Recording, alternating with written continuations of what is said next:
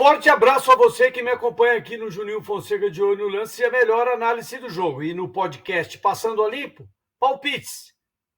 Copa do Brasil, semifinal, jogos de ida.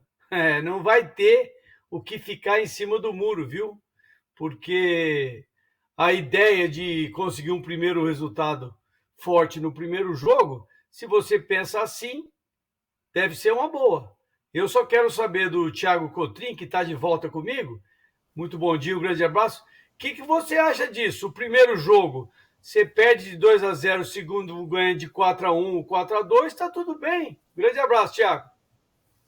Opa, Juninho, bom dia, de volta às programações normais e como você disse, né, tem que ter muito cuidado com esse tipo de jogo, esse tipo de confronto, né, o jogo de ida ele é sempre muito crucial, há quem prefira jogar o primeiro jogo em casa, há quem prefira jogar o primeiro jogo fora, aí isso aí depende tanto do seu time quanto do adversário, a gente está aqui para analisar esses dois jogos que agora é mata-mata valendo vaga para a final, não é mais o começo de campeonato, que claro também é muito importante, mas agora vão sobrar apenas dois, Juninho. Meu amigo, e se sobrar apenas dois, eu vou te dizer, tem cada resultado.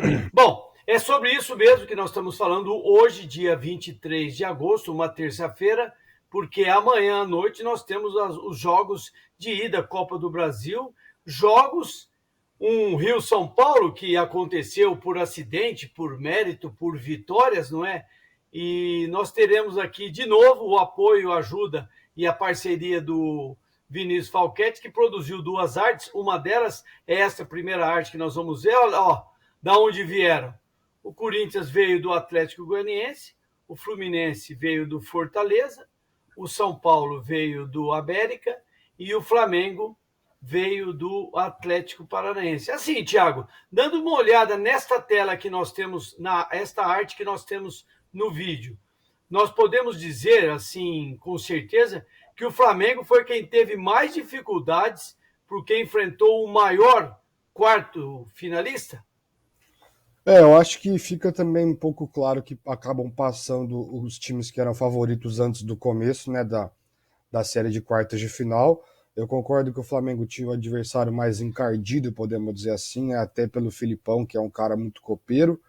Mas você vê, apesar de ter passado os favoritos, nenhum confronto foi fácil, né? O Corinthians teve que buscar uma classificação em casa depois de não só perder o jogo de ida, mas também ser eliminado da Libertadores e perder o confronto direto no Brasileirão.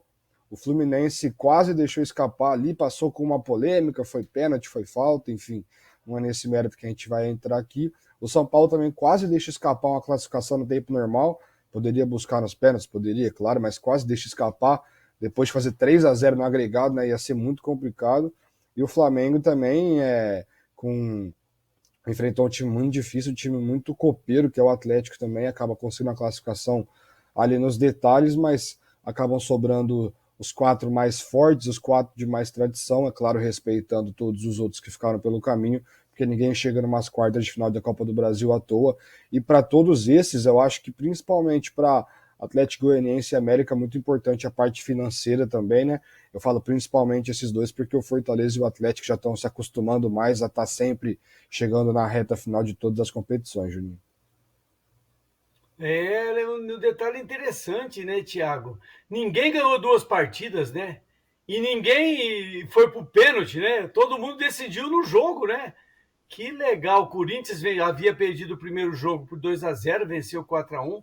O Fluminense, que havia vencido o primeiro jogo fora de casa, empatou. Quando você disse que não gosta de criar polêmica, aquele pênalti não foi pênalti, não. Aquele pênalti não foi pênalti. Ninguém vai provar para mim que o pé do jogador estava dentro da área. Esquece, deixa para lá. O São Paulo, como você destacou, fez uma vitória e um empate ali com um jogador a menos apertado, não é? E o Flamengo também, o primeiro jogo empate, o segundo jogo uma vitória. Eu acho que desses todos, Thiago, só para a gente fechar essa tela, quem teve o último resultado mais interessante foi o Corinthians. A vitória do Corinthians contra o Atlético Goianiense, para mim, mexe um pouco com até o prognóstico claro desse jogo que daqui a pouco nós vamos comentar. Então, o que você me fala? Melhor vitória no jogo de volta das quartas de final foi a vitória do Corinthians. Eu acho que também detalhes dos outros confrontos, o São Paulo, que você vê quanto é importante detalhe, né? O Iago Maidana ele perde um pênalti no jogo de ida, né? Bate muito mal, claro, tem os méritos do Felipe Alves que fez a defesa, mas se ele tivesse feito o gol pegando, é claro, poderia mudar toda a história do confronto, mas em tese teria ficado 3-3 no agregado e teria ido para os pênaltis. O Corinthians eu concordo, eu acho que tinha talvez a missão mais difícil por tudo que estava se desenhando nas últimas semanas, da eliminação, perdeu o clássico em casa, mais uma decisão em casa. E também é muito importante ter a volta do Renato como titular, né? Ele deu 3 assistências, né? O Yuri Alberto também desencantou, fez 3 gols. A gente tinha conversado já que ele seria outro jogador com a presença de um cara que tem esse último passe refinado, como é o Renato Augusto, né? E aí o Fluminense tem o detalhe também de mostrar sua força dentro de casa, né? Seu poder de reação. É claro, teve toda a polêmica, mas aí falando da parte da bola, o Fluminense conseguiu uma reação que chegou a estar sendo eliminado, né? Porque estava 2-0 para o Fortaleza. E o Flamengo, o destaque que eu tenho que fazer é que o Pedro praticamente cravou seu lugar na Copa do Mundo, né? Você vê após esse jogo o Tite falando que ele está se convocando, que ele tem características específicas e tudo mais. Eu acho que o Pedro, estando na Copa, é um baita nome ali para.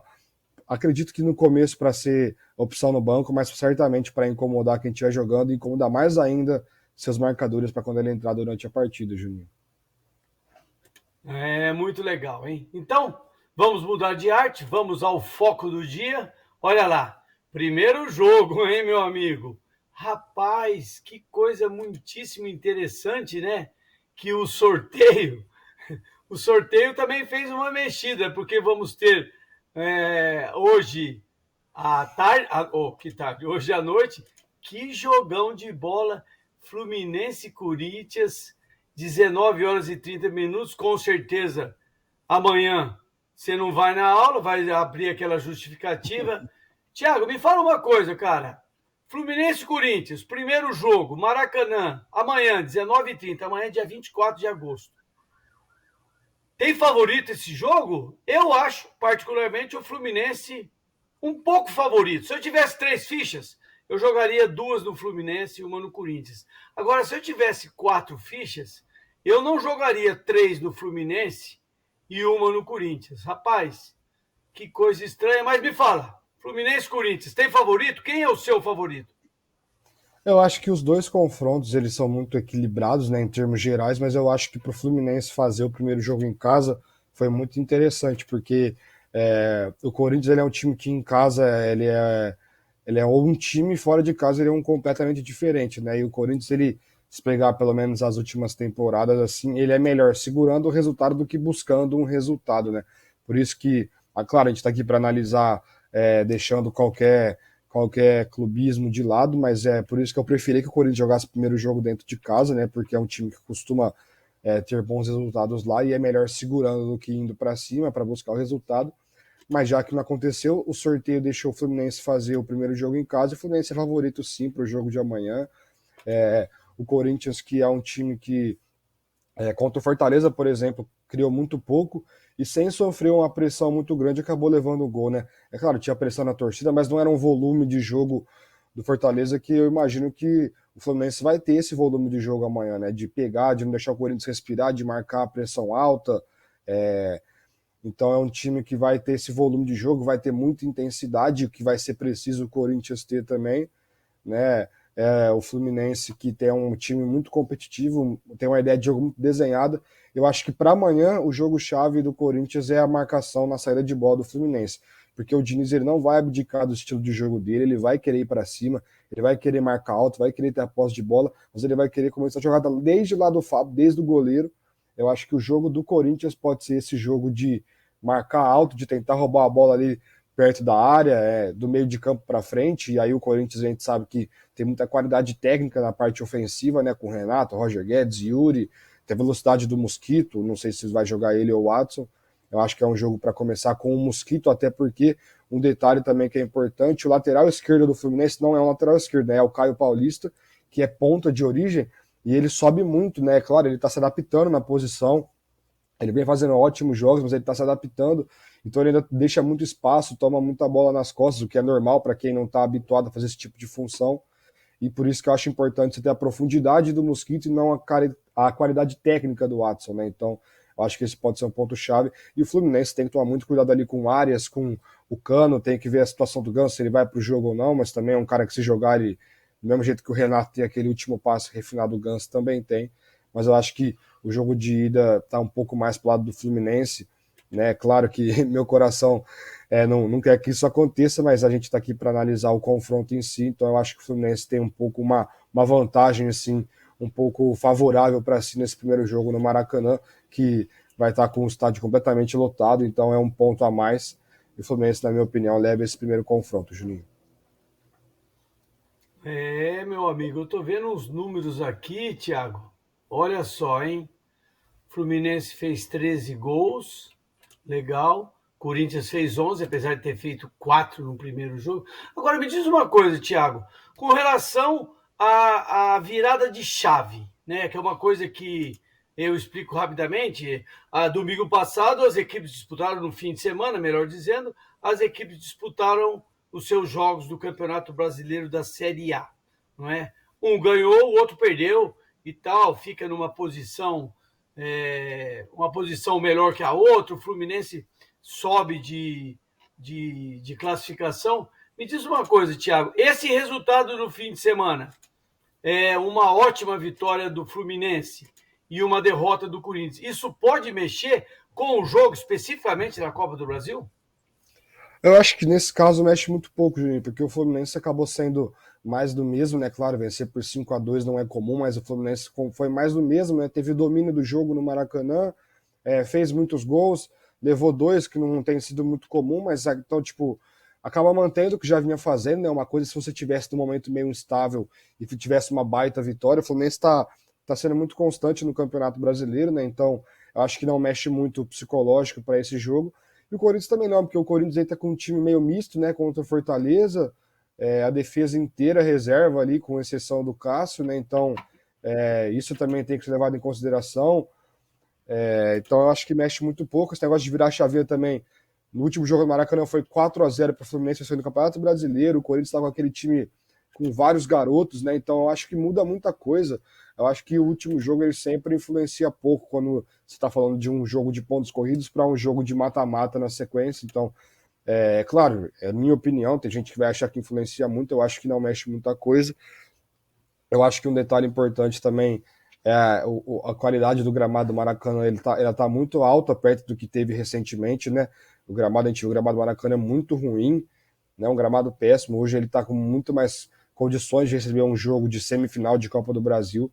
Eu acho que isso é importante tanto para o Fluminense, que gosta de ter a bola, né? Imagina o Diniz jogando num gramado como o Castelão, por exemplo, né? Que é todo pisoteado, todo maltratado. Claro, jogam duas equipes lá, mas o Maracanã também jogam duas equipes.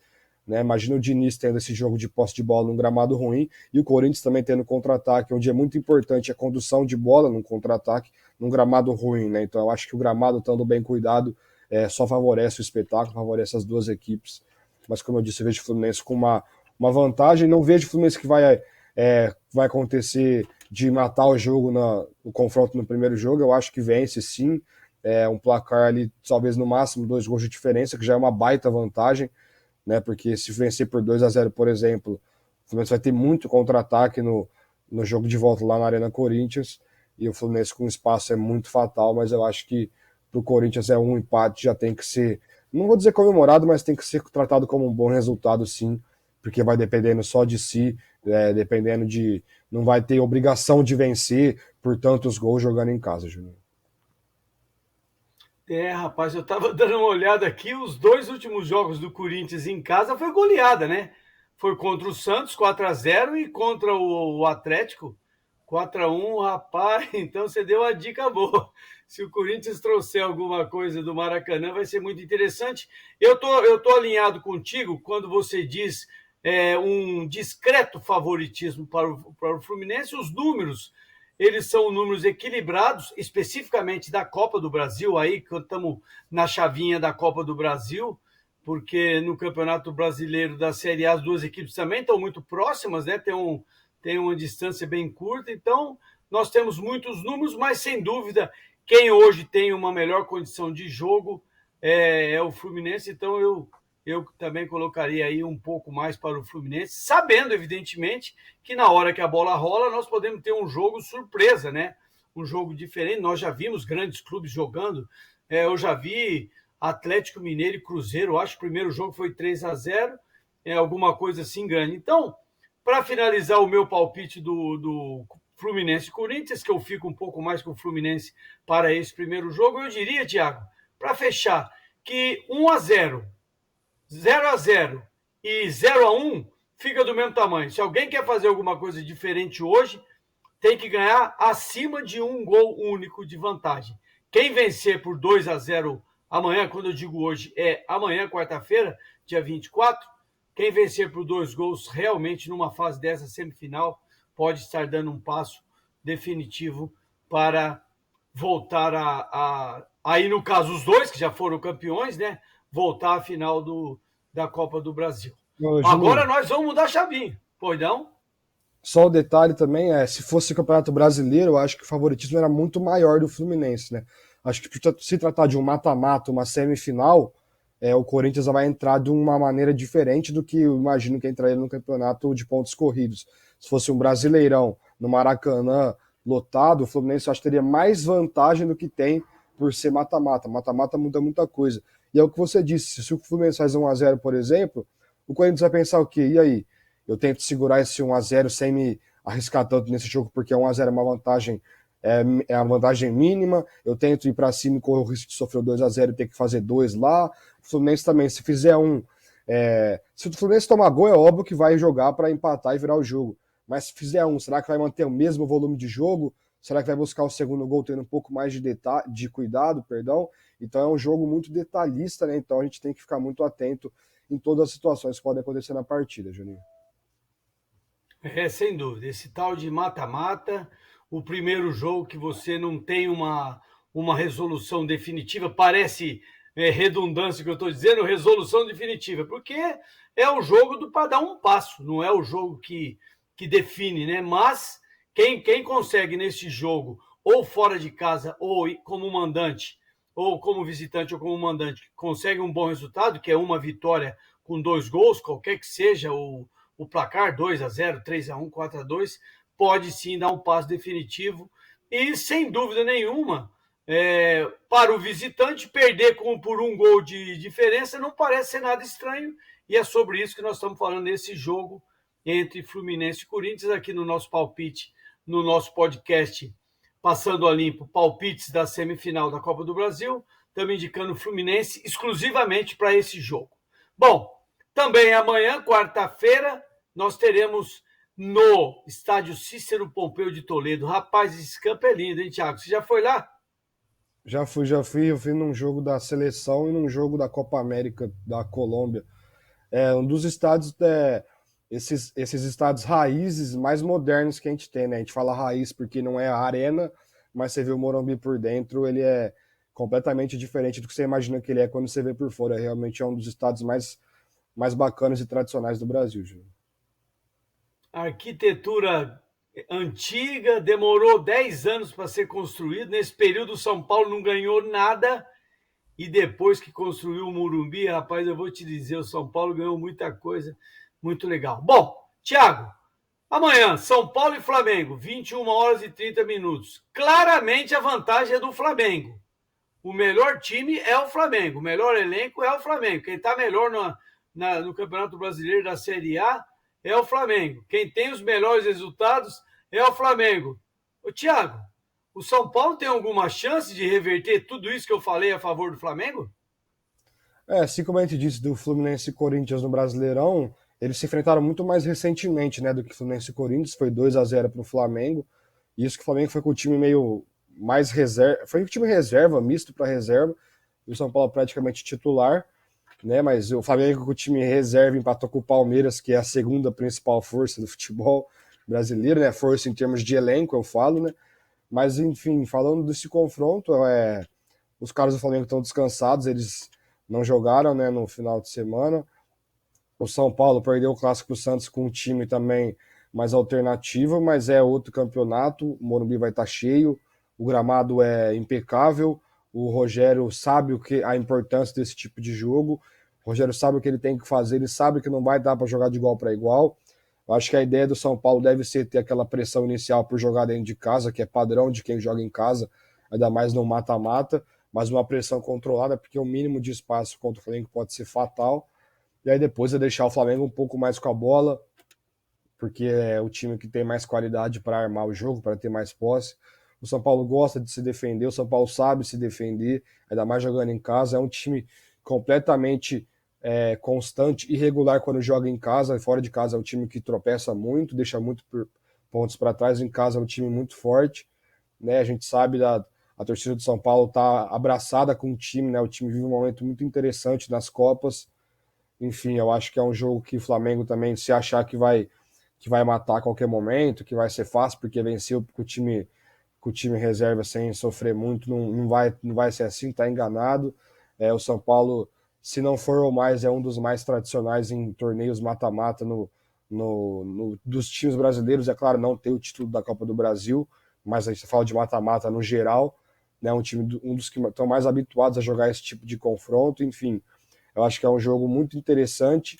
Eu acho que, para ser bem sincero, eu acho que esse jogo de ida é mais equilibrado do que Fluminense e Corinthians, na minha opinião.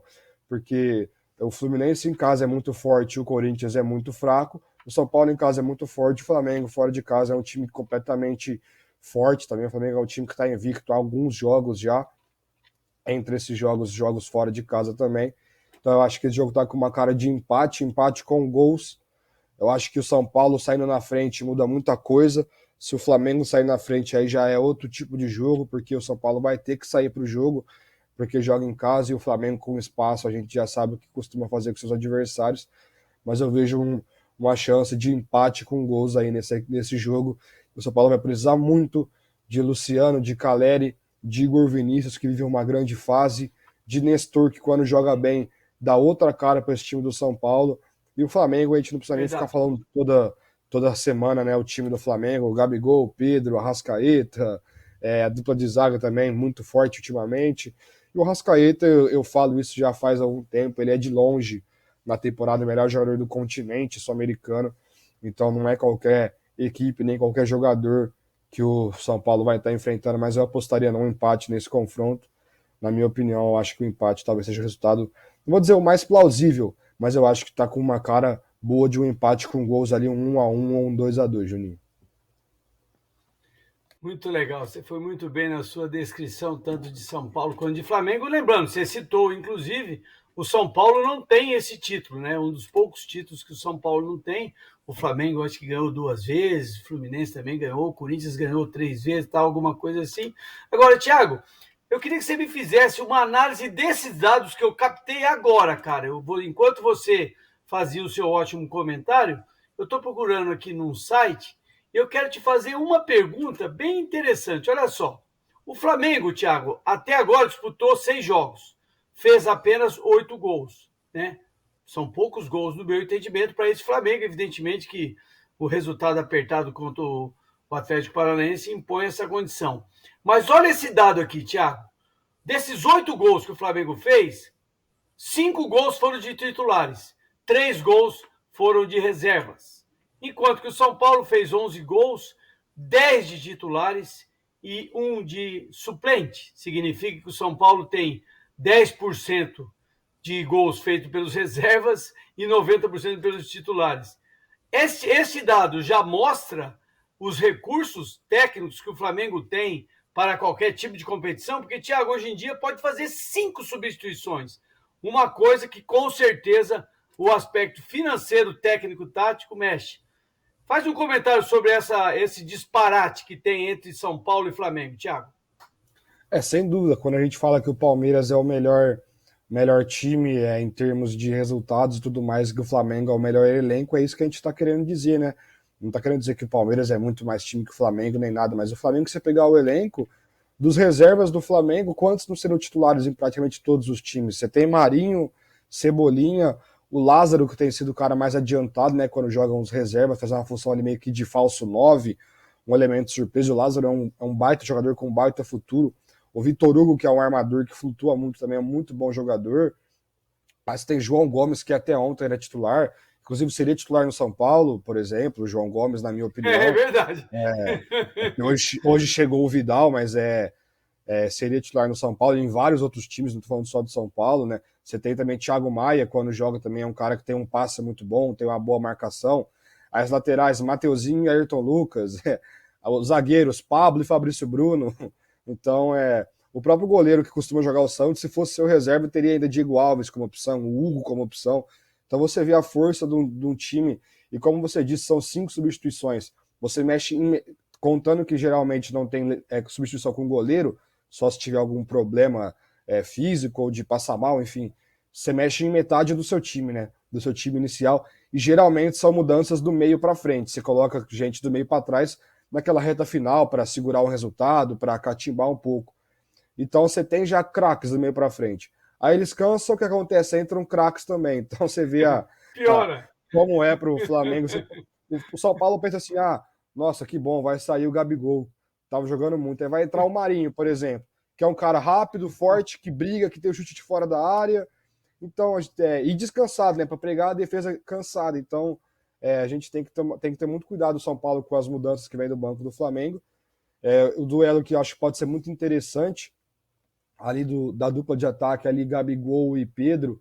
Não sei quem vai jogar junto com o Diego, se vai ser o Léo, se vai ser Miranda, se vai 3 zagueiros, mas o Diego vive a melhor temporada disparada da carreira, né? Até sendo capitão em jogos importantes, com muita liderança. O Diego Costa, que começou muito inconstante, muito criticado, e hoje, na minha opinião, é a principal peça do sistema defensivo de São Paulo, considerando o Igor Vinícius mais um ala do que um lateral, que também vive um baita momento.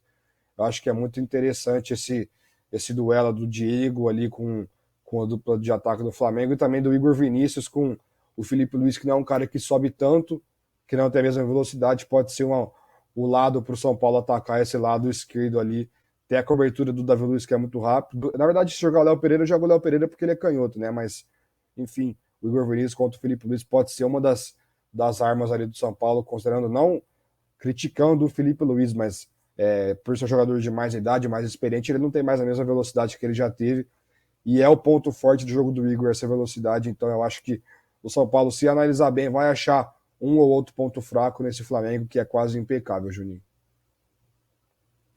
Rapaz, eu vou falar para você, viu, Thiago, para encerrar o meu diagnóstico, estamos fazendo o diagnóstico, uma prospecção, né?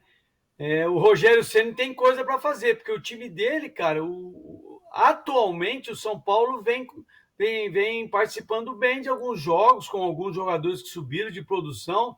Você fez um destaque do Diego, né, que é o número 4, Diego Costa, um dos zagueiros, que o São Paulo com 3 zagueiros outro dia dificultou muito, mas dificultou muito o Red Bull, que é um time que tem um ataque cheio de consistência, e não conseguiu fazer nada contra o São Paulo. Talvez tenha sido o jogo, mas sem dúvida, desses 4 treinadores que nós teremos aí, eu acho que o Rogério é o que pode, teoricamente, no meu entendimento, o São Paulo é a quarta força, né? Às vezes a gente fala isso só para provocar, mas não estou falando. No meu entendimento, o São Paulo é a quarta força, mas ele tem, assim, alguns jogadores que subiram muito de produção. O Vinícius, o Nestor jogando mais à frente, eu achei muito legal, porque o que ele já deu de gol para o adversário, com aquela perninha esquerda, tentando sair com a bola lá de dentro dos zagueiros, é uma coisa de louco. Então, Thiago, nós estamos indicando, para finalizar o nosso trabalho hoje, nós estamos indicando o Fluminense como um pouquinho mais favorito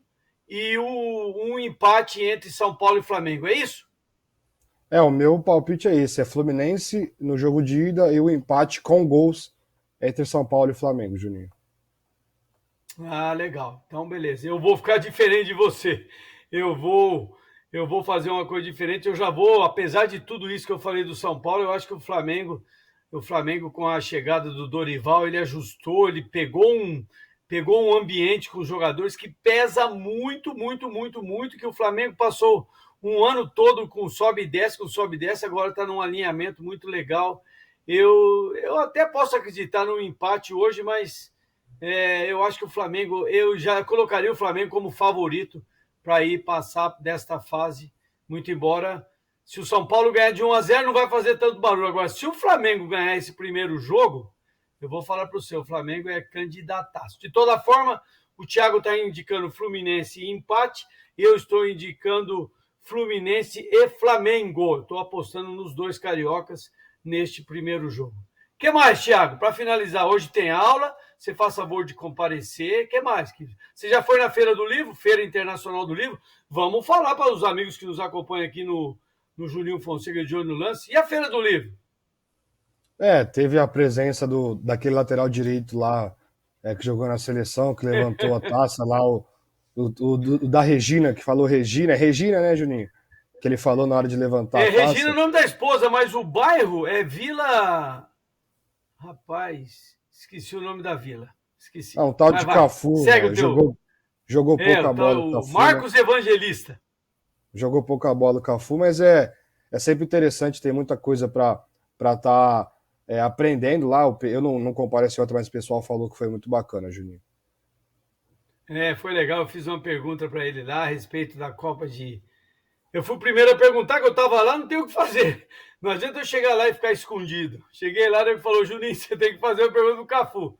A pergunta que eu fiz para ele, Thiago, só para finalizar, foi a respeito da comparação da Copa de 94 para a Copa de 2002, que ele esteve presente nas duas finais, inclusive, e em que momento que ele percebeu que tinha um caminho positivo para a seleção brasileira. Na Copa de 94, ele disse que no momento que eles se deram as mãos para entrar em campo, que parece que foi uma coisa intuitiva, não foi uma coisa pré-estabelecida, ele percebeu que a seleção chegaria, e a seleção de 2002, ele disse que quando eles superaram a Venezuela aqui na fase de classificação, com muita dificuldade, e quando o Filipão definiu que o Romário não ia para a Copa do Mundo, eles se uniram lá e nas duas vezes ele percebeu que o Brasil seria grande. Thiago, muito obrigado, viu?